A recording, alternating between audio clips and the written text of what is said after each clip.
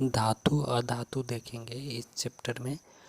और तो इसमें सबसे पहले तत्व को समझते हैं। तत्व की परिभाषा है, एक ही तरह के परमाणु से मिलकर बनने वाले पदार्थ को तत्व कहते हैं। तत्व वे पदार्थ होते हैं जिनकी रचना एक ही तरह के कणों या परमाणु से मिलकर होती है। अब तक 114 तत्व की खोज हो चुकी है। इसमें 92 तत्व प्राकृतिक में मुक्त अवस्था में अथवा संयुक्त अवस्था में पाए जाते हैं, जबकि शेष 22 तत्व कृत्रिम रूप से विभिन्न प्रयोगशाला में बनाए गए हैं। अधिकतर तत्व कमरे ताप पर ठोस हैं और 11 तत्व कमरे के ताप पर गैस है, जबकि 2 तत्व पारा और ब्रोमीन कमरे के ताप पर द्रव है। गैलियम और सीजियम 2 ऐसे तत्व हैं जो कमरे के ताप से कुछ अधिक ताप पर द्रव अवस्था में आते हैं। और यहाँ पे तत्व का वर्गीकरण दिया गया है।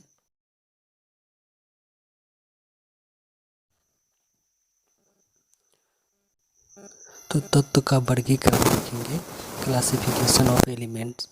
तत्व को उनके गुणधर्मों के आधार पर 3 वर्ग में विभाजित किया गया है। एक है धातु, दूसरा है अधातु और तीसरा है उपधातु। जैसे ये पीरियोडिक टेबल है, तो इसमें बाएं साइड जैसे इधर है और इधर दाएं साइड बोलेंगे, तो बाएं साइड में धातु है और इस दाएं साइड में अधातु है और ये बॉर्डर है, यहाँ पे उपधातु होते हैं।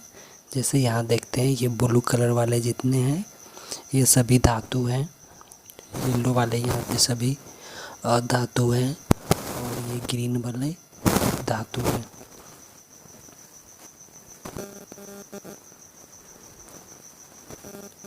तो अब देखते हैं धातु को। धातु को देखते हैं तो धातु क्या होता है। धातु वे तत्व जो विद्युत और ऊष्मा के सुचालक होते हैं और सामान्यतः ठोस अवस्था में पाए जाते हैं, जिसमें आघातवर्ध्यता एवं तन्यता के गुण पाए जाते हैं, धातु कहलाते हैं। जैसे सोना, चांदी, लोहा, तांबा, सोडियम, पोटेशियम, पारा, टीना इत्यादि धातु के उदाहरण हैं। सामान्यतः सभी धातुएं ठोस अवस्था में पाई जाती है, जबकि अपवाद स्वरूप पारा कमरे के ताप पे द्रव अवस्था में पाया जाता है। और धातु के यहाँ पे गुण लिखा हुआ है, बाकी फिर हम डिटेल में नेक्स्ट स्लाइड में भी देखेंगे, लेकिन उससे पहले और धातु को समझते हैं। धातु की बाह्यतम कक्षा में क्या होता है, 1, 2 या 1, 2 तथा 3, ये इतना ही 1, 2 तथा 3 धातु के बाह्यतम कक्षा में 1, 2 या 3 तथा 3 इतना इलेक्ट्रॉन होते हैं। और धातु जो है इलेक्ट्रॉन को त्याग करते हैं, इलेक्ट्रॉन का त्याग करते हैं धातु, ये है। और हाइड्रोजन के बाह्यतम कक्षा में सिर्फ 1 इलेक्ट्रॉन होता है। ये हाइड्रोजन के बाह्यतम कक्षा में 1 इलेक्ट्रॉन होता है, लेकिन फिर भी ये धातु नहीं है, अधातु है। हाइड्रोजन अधातु है, लेकिन अभी मैं बोला था धातु के बाह्यतम कक्षा में 1, 2 तथा 3 इलेक्ट्रॉन होता है, तो इसका एक हाइड्रोजन जो है सो अपवाद है।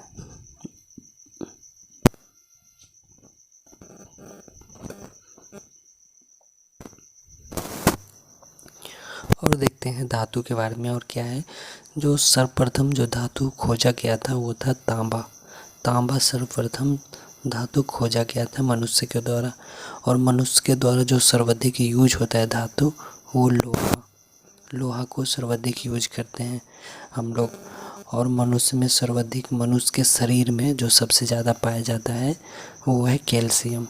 मनुष्य के शरीर में सबसे ज़्यादा कौन सा धातु पाया जाता है, कैल्शियम। तांबा क्या है, तांबा सर्वप्रथम खोजा गया धातु है। और लोहा क्या है, लोहा सबसे ज़्यादा मनुष्य यूज करते हैं। मनुष्य सर्वाधिक यूज कर जो जिस धातु का यूज करते हैं वो लोहा है। और ये पूछता है कभी ऑब्जेक्टिव टाइप में ये सब पूछेगा कि भू प्रॉपर्टी में, जैसे भू प्रॉपर्टी है तो उसमें कौन धातु का क्रम क्या है, सबसे ज़्यादा कौन से धातु पाया जाता है। तो भू प्रॉपर्टी में सबसे ज़्यादा धातु जो है एल्युमिनियम पाया। तो धातु के गुण देखते हैं अब। जैसे धातु में एक चमक होता है, तो धातु में विशेष प्रकार की चमक होती है जिसे धात्विक चमक कहते हैं। तो ये धातु का गुण है कि इसमें चमक होता है। अब आघात वर्धनीय देखते हैं। धातु पर चोट या प्रहार करने पे इसके आकार में बदलाव आता है। इसी गुण के कारण कुछ धातुओं को पीटकर पतली चादर बनाई जाती है। बोलचाल की भाषा में इसे चदरा कहते हैं। तन्यता का गुण देखते हैं। तो तन्यता गुण के कारण धातु के पतले तार खींचे जाते हैं। उदाहरण के लिए एल्युमिनियम, तांबा, सोना एवं चांदी इत्यादि के तार खींचे जाते हैं। चालकता देखते हैं। चालकता धातु प्राय विद्युत एवं ऊष्मा के सुचालक होते हैं। ये पांचवा गुण है द्रव्यनांक एवं क्वथनांक। तो धातु का गलनांक और क्वथनांक उच्च होता है, लेकिन गैलियम और सीजियम जो दो धातु है जिसके गलनांक और क्वथनांक निम्न होता है। जैसे यहाँ पे गैलियम का 30 और सीजियम का 28 है द्रव्यनांक। तो इधर द्रव्यनांक लिखा हुआ है, इधर क्वथनांक लिखा हुआ है। जैसे जिंक का है 419 और क्वथनांक है 907। लोहा का 1535 और ये द्रव्यनांक है और ये क्वथनांक है 2750। कॉपर का 1080, इसका है 2567। सिल्वर का 962 अब 2212। सोडियम का 998, सिर्फ 98 98 है और क्वथनांक है 821। पोटेशियम का है 63 द्रव्यनांक, क्वथनांक है 774। गैलियम का है 30 द्रव्यनांक और क्वथनांक है 2400। सीजियम का द्रव्यनांक 28 और क्वथनांक 680 है।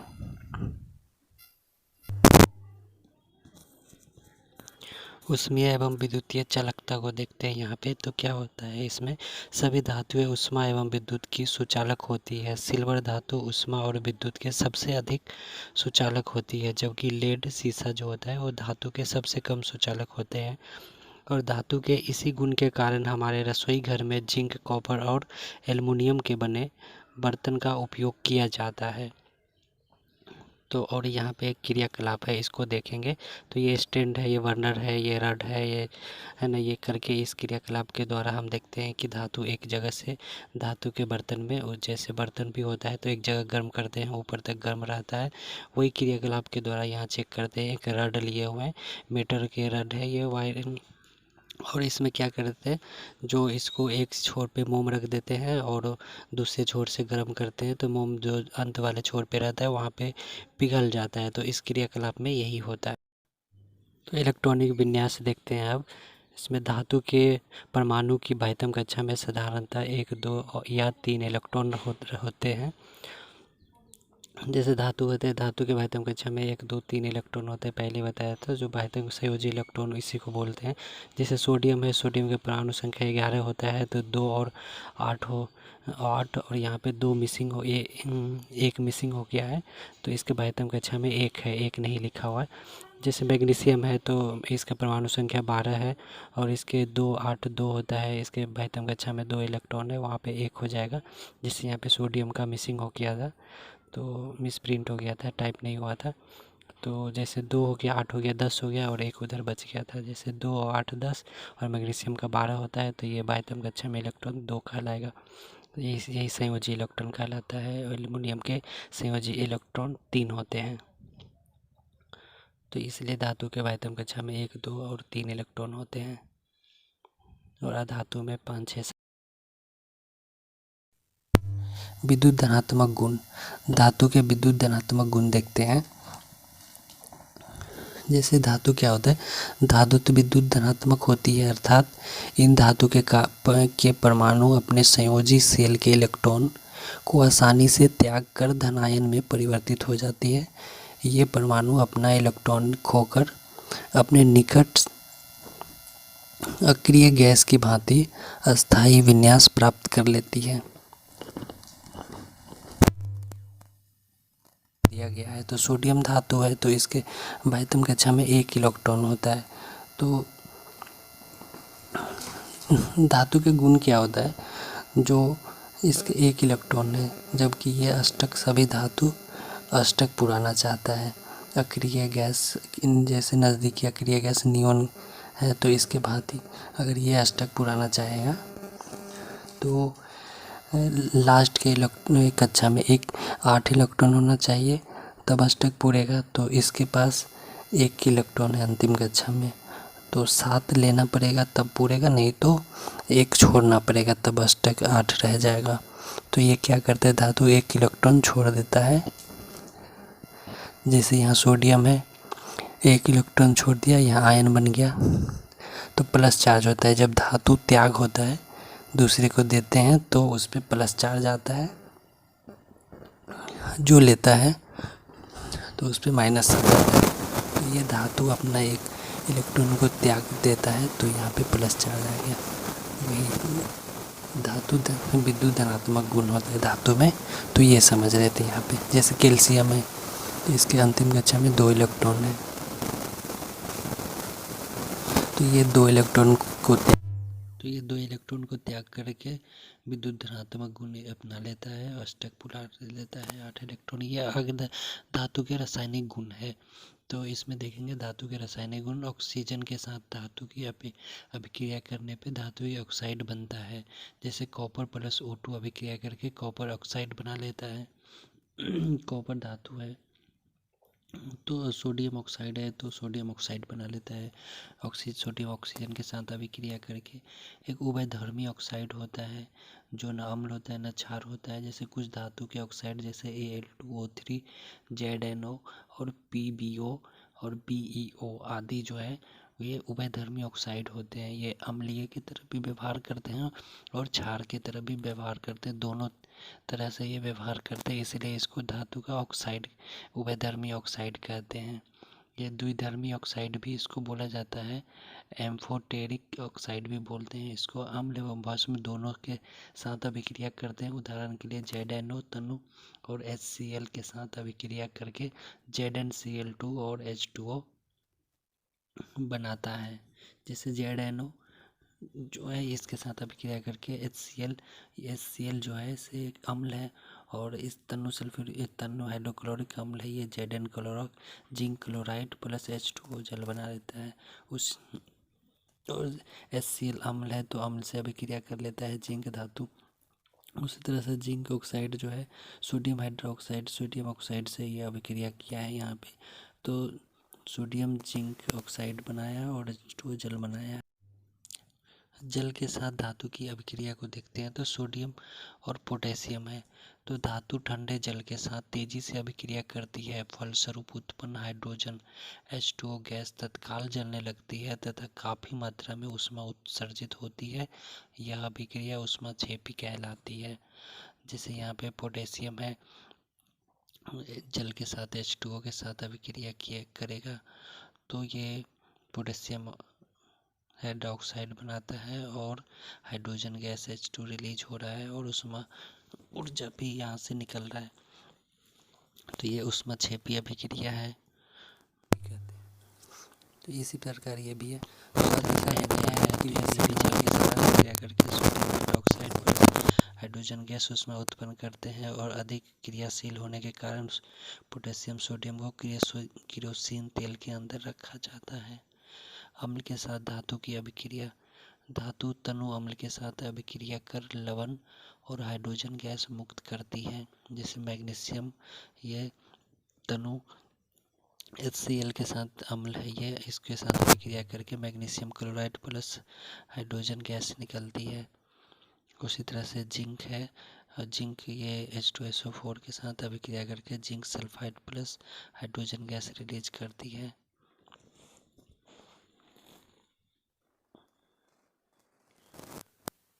तो ये था अम्ल के साथ धातु की अभिक्रिया। ये अम्ल है H2SO4 और HCl, तो zinc sulphide hydrogen gas release करता है। तो वही था धातु तनु अम्ल के साथ अभिक्रिया करके लवण और धातु की क्रियाशीलता श्रेणी देखेंगे। धातु की क्रियाशीलता श्रेणी को, तो क्रियाशीलता श्रेणी की विशेषता जो होता है, जहाँ पे यहाँ पे दिया हुआ है, तो पोटेशियम बेरियम दिया हुआ है, calcium sodium magnesium cadmium cobalt nickel SnPb ये सब दिया हुआ है। तो ये इसकी क्रियाशीलता की श्रेणी को देखेंगे, जैसे हाइड्रोजन कॉपर और Hg पारा प्लेटिनम सिल्वर भी है। तो ये सब के देखेंगे, क्रियाशीलता की श्रेणी को देखेंगे यहाँ पे। तो इसमें क्या होता है, जैसे कोबाल्ट पोटेशियम से लेके सोडियम तक है ना, पोटेशियम बेरियम कैल्शियम सोडियम, ये जो होता है सो जल में तीव्रता से अभिक्रिया करता है, जल से तीव्रता से अभिक्रिया करता है। और मैग्नीशियम से लेड Pb तक जो रहता है, तो ये तो सोडियम तक तीव्रता से अभिक्रिया कर लेता है। और मैग्नीशियम से लेके लेड तक Pb तक, यहाँ तक जो है थोड़ा मंद अभिक्रिया होता है। और मंद अभिक्रिया के फलस्वरूप जो होता है हाइड्रोजन H2 गैस निष्कासन होता है।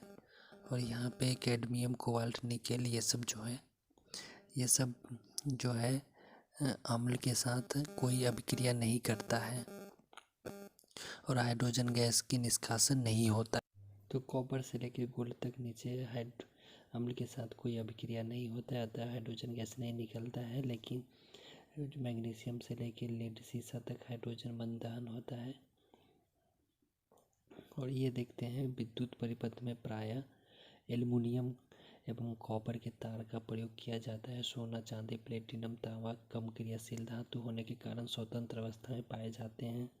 Potassium sodium calcium magnesium aluminium अत्यधिक क्रियाशील होने के कारण प्रकृति में स्वतंत्र अवस्था में नहीं पाए जाते हैं। जिंक लोहा लेड क्रियाशील मध्य होती है, इसलिए ये मुख्यतः ऑक्साइड सल्फाइड कार्बोनेट के रूप में पाया जाता है। अब खनिज के देखते हैं। खनिज होता है पृथ्वी सतह एवं नीचे पाए जाने वाले तत्वों एवं यौगिक को खनिज कहते हैं। जैसे यहाँ पे पिक्चर में भी दिया गया है, यहाँ पे पीछे पोस्ट किया गया बगल में खनिज का ये। तो इसमें धातु है, खनिज है और प्राप्ति स्थल है। तो ये नीचे धातु दिया गया है और उसके खनिज, ये खनिज है उसके, जैसे सोडियम के बोरेक्स चिली सॉल्टपीटर है, लद्दाख प्राप्ति स्थल है। दूसरा है यहाँ पे मैग्नीशियम। तो मैग्नीशियम को डोलोमाइट और मैग्नेसाइट ये इसका खनिज है मैग्नीशियम धातु का। और कैल्शियम का जिप्सम, एल्युमिनियम का बॉक्साइट, कॉपर का कॉपर पैराइट्स, मेलेलाइट, जिंक का जिंक ब्लेड, आयरन का हेमेटाइट मैग्नेटाइट, ये सब होता है। ये खनिज था, ये धातु का है। और अयस्क देखते, कुछ खनिज में विशेष मात्रा में धातु पाए जाते हैं, ऐसे ही खनिज को अयस्क कहते हैं। इसमें धातु को आसानी से एवं कम खर्च में प्राप्त कर लिया जाता है। जो वहाँ पे खनिज दिया हुआ है और धातु दिया हुआ है, तो वही धातु का जो खनिज होता है उससे धातु प्राप्त कर लिया जाता है आसानी से कम खर्च में।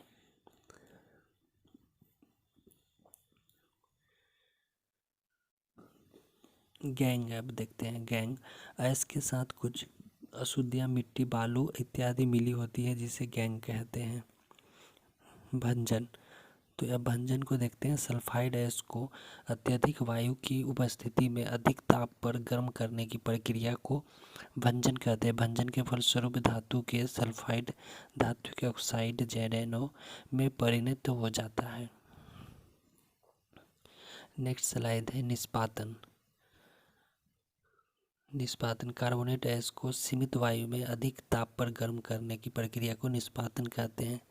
इसमें क्या होता है, कार्बन द्वारा धातु ऑक्साइड का अपचयन कर धातु प्राप्त कर लिया जाता है और सोडियम, कैल्शियम, एल्युमिनियम का उपयोग अपचायक के रूप में होता है।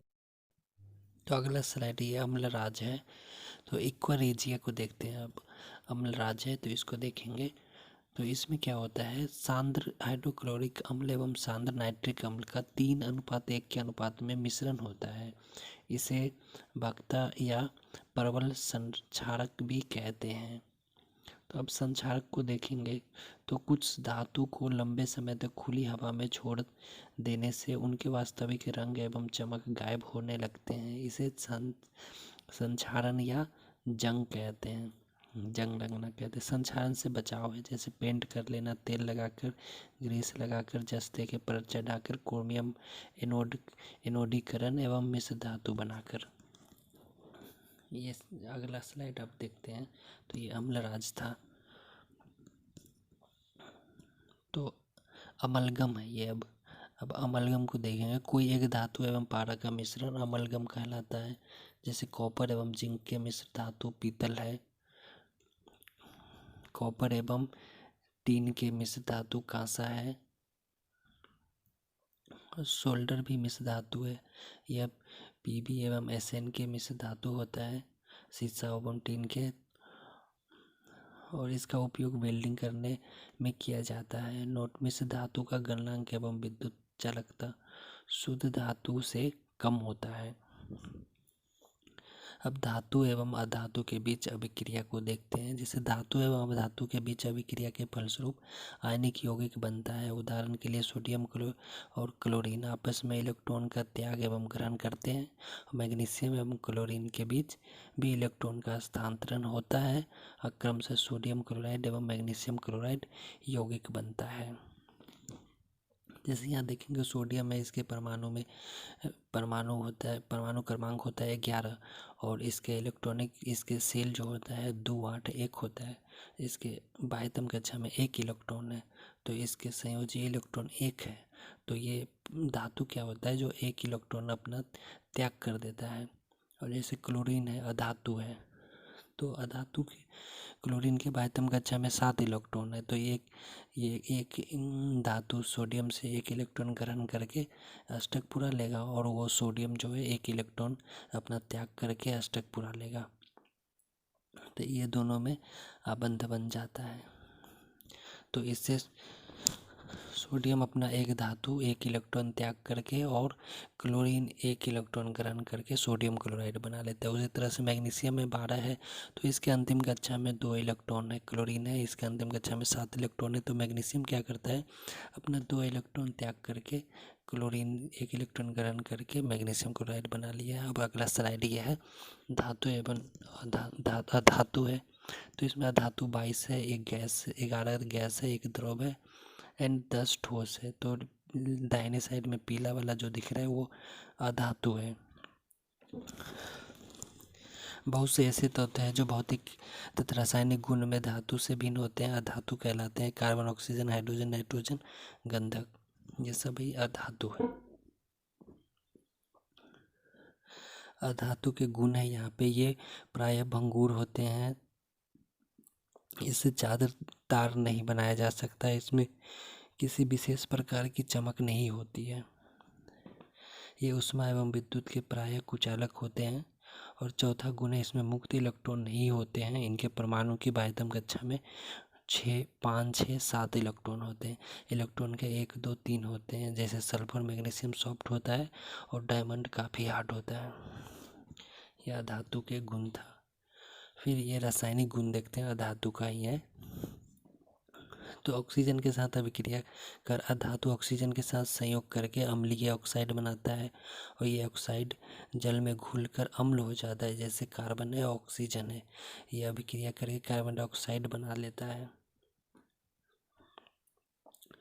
अब क्लोरीन के साथ अभिक्रिया करता है, तो ये क्लोरीन है, क्लोरीन के साथ अभिक्रिया करेगा तो फास्फोरस की अभिक्रिया क्लोरीन के साथ कराने पर फास्फोरस ट्राइक्लोराइड बनता है। जैसे P4 + 6 Cl2, यह अभिक्रिया करके 4Cl 3 बनाता है। जो फास्फोरस ट्राइक्लोराइड है जल के साथ अभिक्रिया, अधातु जल के साथ अभिक्रिया नहीं करता है। अम्ल के साथ अभिक्रिया, अधातु अम्ल के साथ प्राय अभिक्रिया नहीं करती है, लेकिन कल अधातु ऑक्सीकारक अम्ल के साथ अभिक्रिया करके ऑक्सी अम्ल बनाती है। उदाहरण के लिए सल्फर सांद्र नाइट्रिक अम्ल के साथ अभिक्रिया करके H2SO4 एवं NO2 बनाता है।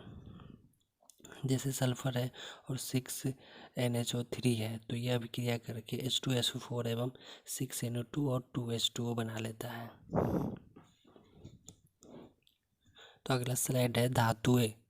तो अधातुएं के जैसे सिलिकॉन है, इसके गुण साधारण ताप पर सिलिकॉन ठोस अवस्था में रहता है और यह विद्युत के सुचालक होता है। इसका उपयोग है सिलिकॉन का इस्पात एवं लोहे में सीधे या फेरोसिलिकॉन के रूप में मिलाया जाता है। इसके इस्पात या लोहे की अम्ल प्रतिरोधी क्षमता बढ़ जाता है इससे। जैसे सिलिकॉन कई मिश्र धातु का निर्माण भी कर लेता है, जैसे सिलिकॉन ब्रॉन्ज हो गया, मैग्नीशियम सिलिकॉन ब्रॉन्ज हो गया, ये सब मिश्र धातु का निर्माण कर लेता है। इसका उपयोग सिलिकॉन के निर्माण में किया जाता है जो एक बहुलक है। इसका मुख्य उपयोग अर्धचालक युक्ति में होता है। सिलिकॉन का उपयोग कांच एवं सीमेंट बनाने में भी होता है। यहाँ पे फास्फोरस है, तो ये फास्फोरस जो होता है इसके अपरूप है श्वेत फास्फोरस या पीला फास्फोरस और लाल फास्फोरस। तो फास्फोरस के मुख्य उपयोग जो है, लाल फास्फोरस का उपयोग माचिस बनाने में होता है, चूहा मारने के लिए विष, आतिशबाजी के सामान तैयार करने में, फास्फोरस ब्रॉन्ज बनाने में, प्रयोगशाला में हाइड्रोक्लोरिक अम्ल HI तथा हाइड्रोब्रोमिक अम्ल HBr बनाने में उर्वरक के रूप में। अधातु को देखते हैं यहाँ पे। तो अधातु में अब गंधक को देखेंगे तो सल्फर होता है, अयस्क जो सिनेबार और HGS होता है, जो जिंक प्लेट जिंक ZnS होता है, अंडा प्याज लहसुन सरसों तेल आदि में गंधक पाई जाती है। अगला स्लाइड है, जैसे यहाँ पे धातु और अधातु का दिया गया है। तो एक ये तथ्य वाला स्लाइड है और तत्व में धातु अधातु को देखेंगे कुछ का। तो ये 22वीं कक्षा में इलेक्ट्रॉन की संख्या को देखेंगे कि अधातु में तो 3 1 2 3 इलेक्ट्रॉन होता है और धातु में 1 2 3 होता है और अधातु में इलेक्ट्रॉन की संख्या 5 6 7 होता है। तो इसको ये यहाँ पे ये देखेंगे। अभी 22वीं कक्षा के इलेक्ट्रॉन की संख्या पे गौर करना है। तो जैसे यहाँ पे देखेंगे सोडियम मैग्नीशियम एल्यूमिनियम और कैल्शियम के 22वीं कक्षा में इलेक्ट्रॉन की संख्या को देखते हैं। यहाँ पे सोडियम की परमाणु संख्या 11 है। तो 11 है तो इसके जो कौन 3 सेल में रहेगा, जैसे पहला सेल में 2 इलेक्ट्रॉन आ जाएगा और दूसरा सेल में 8 और जो बचेगा तीसरा सेल में 1 बच जाता है। तो परमाणु संख्या 11 है तो पहला सेल में 2 भर गया, बच गया बाकी 9। तो दूसरा सेल में 8 भर गया और बच गया 1, तो अंतिम कक्षा में रहेगा। तो वो अंतिम कक्षा में इलेक्ट्रॉन की संख्या को ही वो रासायनिक बंधन में भाग लेता है। जैसे मैग्नीशियम तो इसमें 2 होता है, तो ये इसके अंतिम कक्षा में इलेक्ट्रॉन की संख्या 2 हो जाएगा। उसी तरह से एल्युमिनियम है तो इसका हो जाएगा 3 हो जाएगा अंतिम कक्षा में। और इसके कौन से कक्षा में कितना इलेक्ट्रॉन रहेगा उसको निकालने के लिए 2n² का फार्मूला आता है। एल्युमिनियम का 13 है तो इसके अंतिम कक्षा में 3 इलेक्ट्रॉन है, 2 8 आगे बढ़ गया 3 बच गया, अंतिम कक्षा में वह 3 इलेक्ट्रॉन हो जाएगा। जो इलेक्ट्रॉनिक विन्यास में जो अंतिम कक्षा में इलेक्ट्रॉन होता है वही 22वीं कक्षा में रासायनिक बंधन में भाग लेता है। इलेक्ट्रॉनिक बिंदु दिखाता है से उसको शो कर दे। जैसे यहाँ पे कार्बन है तो इसके परमाणु संख्या 6 है और इसके तो 2 और 4 2 सेल में रहेगा। पहला सेल में 2 भर जाएगा, अंतिम सेल में 4 बचेगा। तो ये इलेक्ट्रॉनिक 22वीं कक्षा में इलेक्ट्रॉन की संख्या हो जाएगा इसमें 4, नाइट्रोजन में 3 है, ऑक्सीजन में 6 हो जाएगा और क्लोरीन में 7। और यहाँ पे नोबेल गैस है, नोबेल गैस को भी उसी तरह से देखेंगे। जैसे helium neon argon krypton xenon रेट्रॉन है तो इसके परमाणु संख्या दिया हुआ है, इलेक्ट्रॉनिक विन्यास दिया हुआ है और 22वीं कक्षा में इलेक्ट्रॉन की संख्या को दिया गया है। तो सिर्फ हाइड्रोजन में 2 रहता है, बाकी सभी में अंतिम कक्षा में 8 इलेक्ट्रॉन रहता है। यहाँ पे रासायनिक बंधन आप देखेंगे तो किसी अणु में 2 या 2 से अधिक परमाणु जिस बल के द्वारा एक दूसरे से बंधे होते हैं उसे रासायनिक बंधन कहते हैं। ये आबंध रासायनिक संयोग के बाद बनते हैं तथा परमाणु अपने से सबसे पास वाली निष्क्रिय गैस का इलेक्ट्रॉनिक विन्यास प्राप्त कर लेते हैं। जैसे यहाँ हाइड्रोजन है तो इसके अंतिम कक्षा में 1 इलेक्ट्रॉन होगा। तो ये हाइड्रोजन जो है हीलियम के जैसे अपना नियॉन गैस हीलियम अक्रिय गैस की भांति अपना आबंध बनाता है। इसके अंतिम कक्षा में 1 इलेक्ट्रॉन रहता है। कार्बन के अंतिम कक्षा में 4 इलेक्ट्रॉन रहता है। तो ये 4 बिंदु के द्वारा यहाँ दर्शाया गया है। तो ये अपना आबंध बना लेता है कार्बन, और वो जैसे जल है तो H2O होता है, तो ऑक्सीजन का परमाणु संख्या 8 होता है। तो इसके अंतिम कक्षा में 6 इलेक्ट्रॉन होता है। तो और एक एक हाइड्रोजन का रहता है, ये दोनों मिलके आबंध बना लेता है।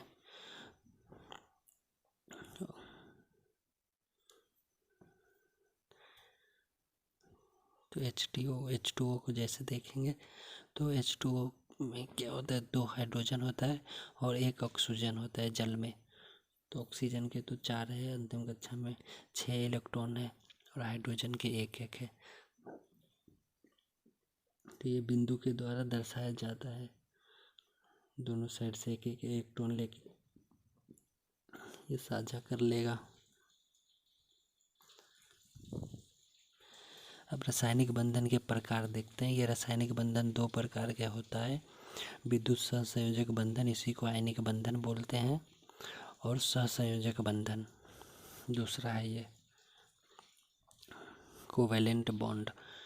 तो विद्युत संयोजक बंधन पहला वाले को देखते हैं। विद्युत संयोजक बंधन या आयनिक बंधन 2 परमाणु के बीच एक परमाणु से दूसरे परमाणु में 1 या अधिक इलेक्ट्रॉन के स्थानांतरण के फलस्वरूप बने रासायनिक बंधन को विद्युत संयोजक बंधन या आयनिक बंधन कहते हैं। इसे ध्रुवीय बंधन भी कहते हैं।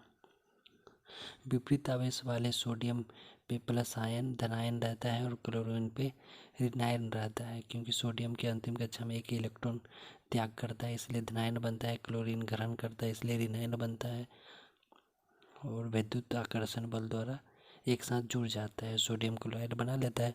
सोडियम पे धनायन है, क्लोरीन पे ऋणायन है, तो इससे सोडियम क्लोराइड बन जाता है।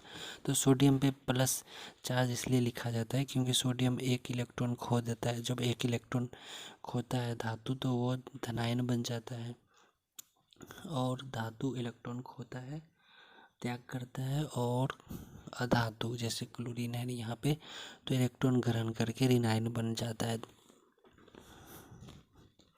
क्लोरीन के अंतिम कक्षा में 7 इलेक्ट्रॉन रहता है तो ये 1 इलेक्ट्रॉन ग्रहण कर लेता है। जैसे क्लोरीन का परमाणु संख्या 17 है तो 2, 8 और 7 ये 3 सेल बनता है, तो अंतिम सेल में 7 इलेक्ट्रॉन रहता है। यही रासायनिक बंधन में आयन का काम करता है। यहाँ पे विद्युत संयोजक बंधन और आयनिक बंधन वाले यौगिक है ये कुछ, और इसमें उपस्थित जो है आयन को दिखाया गया है। जैसे सोडियम क्लोराइड है तो इस सोडियम पे प्लस चार्ज रहता है, एक धनायन है, क्लोरीन पे रहता है उसे सोडियम मोनोऑक्साइड है, तो इसमें भी सोडियम पे प्लस रहता है, ऑक्सीजन पे -2 इलेक्ट्रॉन रहता है। तो ये इस तरह से ये चार्ट दिया गया है, आप लोग देख लीजिए। ये पूछ देता है, ऑब्जेक्टिव टाइप क्वेश्चन में पूछेगा किस पे कौन सा चार्ज रहता है। और जैसे यहाँ पे आयनिक यौगिक के द्रव्यमान क्वथनांक भी दिया गया है। इस स्लाइड में आयनिक यौगिक के द्रव्यमान और क्वथनांक दिया गया है। तो एक स्लाइड में यहाँ पे यौगिक है और यहाँ द्रव्यमान क्वथनांक है।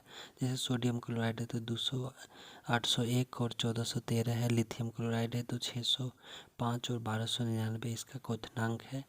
और पोटेशियम क्लोराइड है तो 712 इसका द्रव्यमान है और 1500 इसका क्वथनांक है।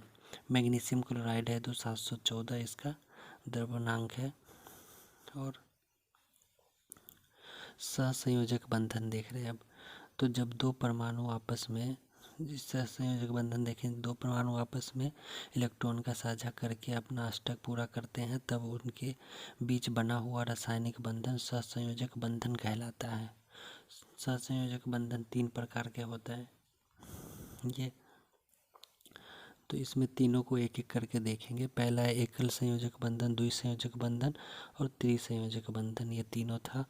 अब पहले डिटेल में देखते हैं एकल संयोजक बंधन। एकल संयोजक बंधन जब दो परमाणु के बीच इलेक्ट्रॉन के सिर्फ एक युग्म का साझा होता है, तब उनके बीच एक सहसंयोजक बंधन बनता है। उदाहरण के लिए हाइड्रोजन अणु का बनना होता है, जैसे H।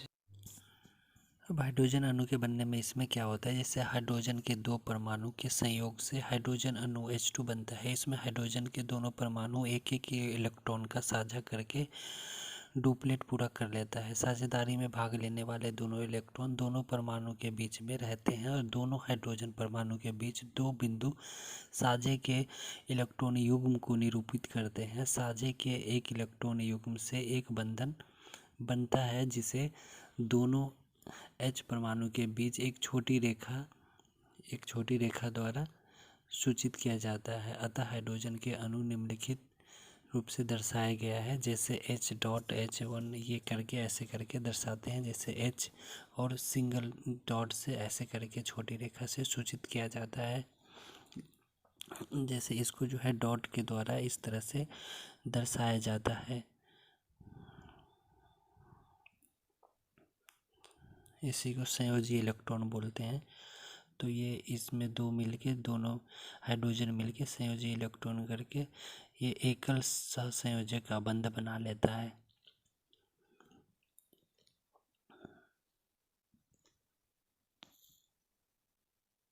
तो ये इसके सिंगल सहसंयोजक बंध को इस तरह से सूचित किया जाता है।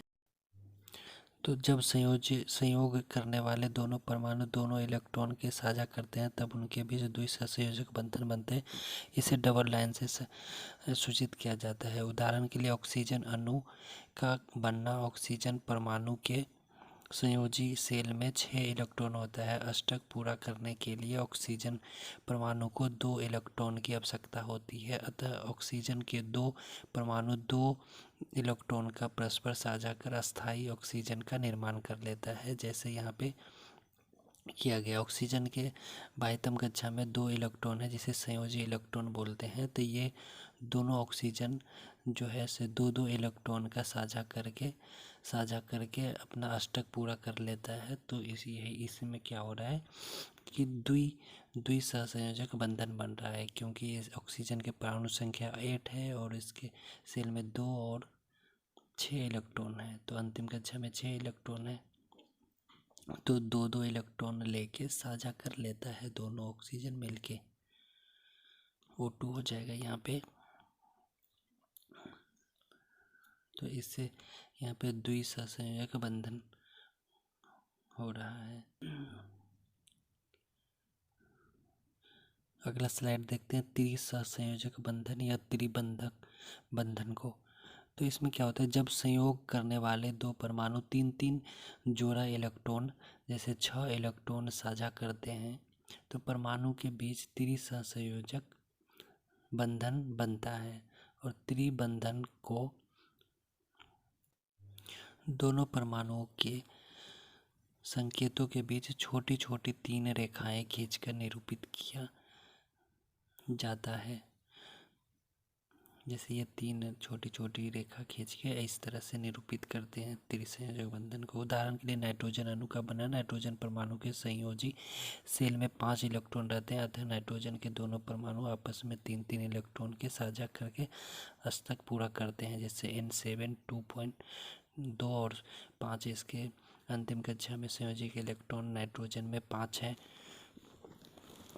तो तीन पेयर इलेक्ट्रॉन की इसकी आवश्यकता पड़ती है। इसलिए नाइट्रोजन जो है त्रिसहसंयोजक बंधन का निर्माण करता है, क्योंकि नाइट्रोजन को अष्टक जो भी मतलब तत्व रहता है वो अपना अष्टक पूरा करना चाहता है।